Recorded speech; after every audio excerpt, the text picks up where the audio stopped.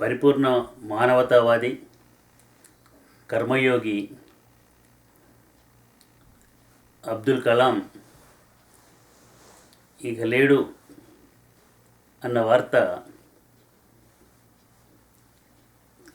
భారతదేశ ప్రజలనే కాదు, యావత్ ప్రపంచ మేధావులని, సభ్యత సంస్కారం ఉన్న ప్రతి ఒక్క వ్యక్తిని కూడా కలిచివేసింది, కదిలించి వేసింది, తీవ్ర దిగ్భ్రాంతికి గురి చేసింది. శక్తివంతమైన వ్యక్తిని కానీ జాతిని కానీ సమాజం గుర్తిస్తుంది, ప్రపంచం గౌరవిస్తుంది అని గ్రహించి భారతదేశాన్ని ఒక శక్తివంతమైన దేశంగా రూపుదిద్దాలి అని తపనపడి, తాపత్రయపడి, తపస్సు చేసి కృషి చేసిన వ్యక్తి కలాం. నిరుపేద కుటుంబంలో జన్మించి అంచెలంచెలుగా స్వయం కృషితో, పట్టుదలతో, ఓర్పుతో, నేర్పుతో రాష్ట్రపతి స్థాయి వరకు, ప్రధాన పౌరుని స్థాయి వరకు ఎదిగి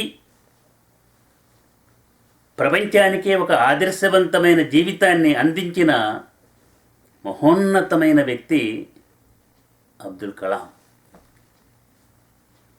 అందుకే యోగుల యొక్క, అవతారమూర్తుల యొక్క, మహనీయుల యొక్క హృదయంలో సుస్థిరంగా ఉన్నతమైన స్థానాన్ని సంపాదించుకున్నాడు.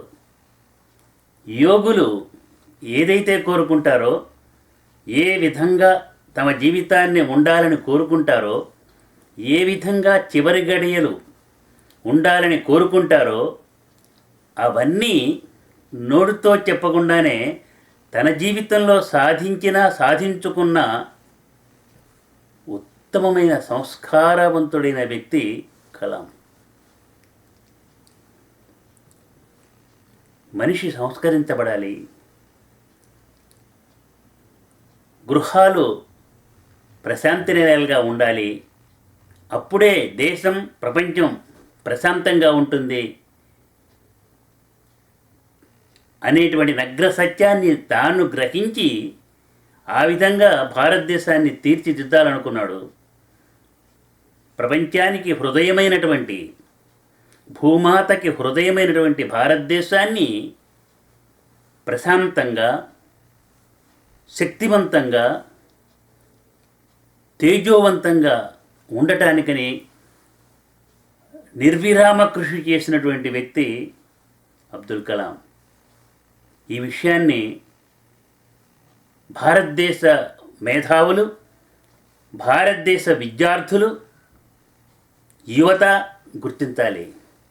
యువతను గురించి చాలా సునిశ్చితంగా ఆలోచన చేసి యువతని తీర్చిదిద్దాలని తాపత్రయపడ్డ వ్యక్తి కలాం. విద్యార్థుల్ని సంస్కారవంతులుగా, తేజోవంతులుగా, విజ్ఞానవంతులుగా తయారు చేయాలి.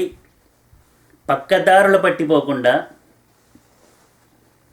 ఇతర చెడు అలవాట్లకి, మాదక ద్రవ్యాల మొదలైనటువంటి చెడు అలవాట్లకి లోను కాకుండా సభ్యత, సంస్కారం గల వ్యక్తులుగా తయారు చేసి, జ్ఞానాన్ని అందించి, జ్ఞానవంతులుగా, మంచి జెమ్స్ ఆఫ్ ది వరల్డ్గా తయారు చేసి, వాళ్ళ ద్వారా భవిష్యత్తులో భారతదేశాన్ని తీర్చిదిద్దాలి అని శక్తివంతమైనటువంటి, ప్రపంచానికే ప్రశాంతిని కలగజేసే గురుస్థానానికి ఈ భారతదేశాన్ని తీసుకెళ్ళాలి. ధర్మం ఉంది, మంచితనం ఉంది, దైవికమైనటువంటి సంస్కారం ఉంది. భారతదేశంలో ఉన్నటువంటి వ్యక్తులకి కృషి కావాలి, శక్తి కావాలి. శక్తి లేకపోతే, బలం లేకపోతే విలువ లేదు అన్నటువంటి నగ్న సత్యాన్ని యువతకు అందజేయాలని, తెలియజేయాలని కృషి చేసి విజయాన్ని సాధించాడు. మామూలుగా ఉన్నటువంటి మనిషి, ordinary man, common man of victory స్థాయికి చేరుకున్నటువంటి దానికి ఒక ఉదాహరణ అబ్దుల్ కలాం అని చెప్పడానికి ఎటువంటి సంశయం లేదు. ఇది యథార్థమని సగర్వంగా కూడా చెప్తున్నాను. అలాంటి వ్యక్తి యువతకి ఆదర్శం కావాలి. అలాంటి వ్యక్తి సమస్త మానవ జాతికి ఆదర్శం కావాలి. ఎటువంటి ఆటుపోట్లకు లొంగకుండా ధైర్యంగా అపజయాలను కూడా స్వీకరించి భవిష్యత్తును గురించి ప్లాన్ చేసి ఆ ప్లాన్ ప్రకారంగా మనం చక్కగా అడుగులు వేసి ఏదైనా కొన్ని అడ్డంకులు వచ్చినా దాని గురించి ఆందోళన చెందకుండా కృషి చేసి ఉన్నత స్థాయికి వెళ్ళాలని చెప్పడమే కాక చేసి చూపించిన వ్యక్తి అబ్దుల్ కలాం. రాష్ట్రపతిగా రాష్ట్రపతి పీఠానికే ఆయన వెళ్ళటం వల్ల విలువ పెరిగింది, గౌరవం పెరిగింది. భారతరత్న పురస్కారానికి ఆయనకి భారతరత్న పురస్కారం ఇవ్వటం వల్ల ఆ పురస్కారానికే విలువ వచ్చింది. అలాంటిది తాను ఎక్కడికి వెళ్తే అక్కడ ఆ ప్రదేశాన్ని కానీ వాతావరణాన్ని కానీ తన వైపు మరల్చుకొని విజయాన్ని తను సాధించడంలో విశేషమైనటువంటి కృషి చేసి విజయాన్ని సాధించిన వ్యక్తి సామాన్య కామన్ మ్యాన్ నుంచి మ్యాన్ ఆఫ్ విక్టరీగా ఒక విజయ సోఫానాన్ని ఎక్కినటువంటి విజయ పీఠాన్ని ఎక్కినటువంటి వ్యక్తి అబ్దుల్ కలాం. ఆయన మరణం కూడా తొలి ఏకాదశి రోజు జరిగింది. అది ప్రదోషకాలంలో జరిగింది. యోగులు కోరుకుంటారు మామూలుగా మాట్లాడుతూ నవ్వుతూ కార్యక్రమాలు చేసుకుంటూ ఆ శరీరంలోంచి వెళ్ళిపోవాలని కోరుకుంటారు. అలాంటి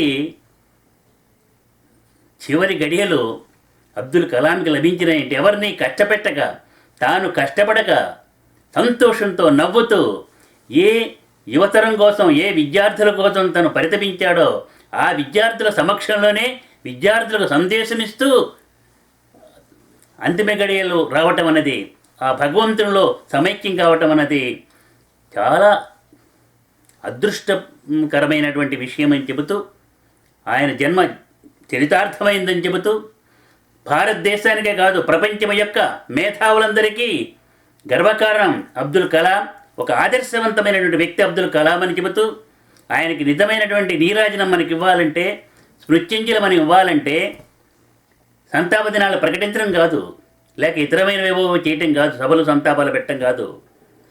ఆయన ఏదైతే కోరుకున్నాడో ఈ యువతని, విద్యార్థుల్ని తీర్చిదిద్ది సంస్కారవంతుల్ని చేసి, విద్యావంతుల్ని చేసి, జ్ఞానవంతుల్ని చేసి, తద్వారా వాళ్ళ ద్వారా భారతదేశాన్ని ఒక శక్తివంతమైన దేశంగా తీర్చిదిద్దాలని తాపత్రయపడ్డాడో అలాగా మనం చేయగలిగితే భారతదేశాన్ని శక్తివంతమైన దేశంగా తీర్చిదిద్ది ప్రపంచానికి శాంతినిచ్చేటువంటి గురుస్థానానికి తీసుకెళ్ళగలిగితే అది ఆయనకు నిజమైనటువంటి స్మృత్యంజలి, నీరాంజనం అని చెబుతూ భారతదేశాన్ని ఈనాడు అగ్రదేశాలకు దీటుగా రక్షణ రంగంలోనూ, ఆయుధ సంపత్తిలోనూ, అంతరిక్షంలో కూడా ఒక ఉత్తమమైన స్థానాన్ని చేరుకున్నామంటే అందుకు కారణం అబ్దుల్ కలాం. అబ్దుల్ కలాంని భారత జాతి మర్చిపోలేదు, మర్చిపోకూడదు కూడా. అటువంటి భారత రత్నకి, విశ్వరత్నకి, విశ్వయోగి హృదయంలో ఒక ఉన్నతమైన సుస్థిరమైన స్థానాన్ని సంపాదించుకున్న మహోన్నతమైనటువంటి ఆ వ్యక్తికి ప్రపంచమంతా కూడా దివ్య నీరాజనాలు సమర్పించాలి. ఆయన్ని సంతోషంగా, సంతృప్తిగా, ఆనందంగా ఉంచాలంటే వేరే ఏం చేయక్కర్లేదు. భగవంతునిలో సమైక్యమైపోయినాడు ఆయన, భగవంతుల్లోనే కలిసిపోయిన స్థితికి వెళ్ళిపోయినాడు. మనం చేయవలసింది నేను ఇందాక చెప్పినట్లుగా మన దేశాన్ని, భారతదేశాన్ని శక్తివంతమైన దేశంగా తీర్చిదిద్దుకోవడమే ఆయనకి ఇచ్చే దివ్యమైనటువంటి నీరాజనమని స్మృత్యంజలని చెబుతూ ప్రపంచం మొత్తం శాంతిగా ఉండాలని, భారతదేశం శక్తివంతం కావాలని మనసారా కోరుకుంటూ సర్వే జనా సుఖినో భవంతు, లోకా సమస్త సుఖినో భవంతు. ఓం శాంతి శాంతి శాంతి.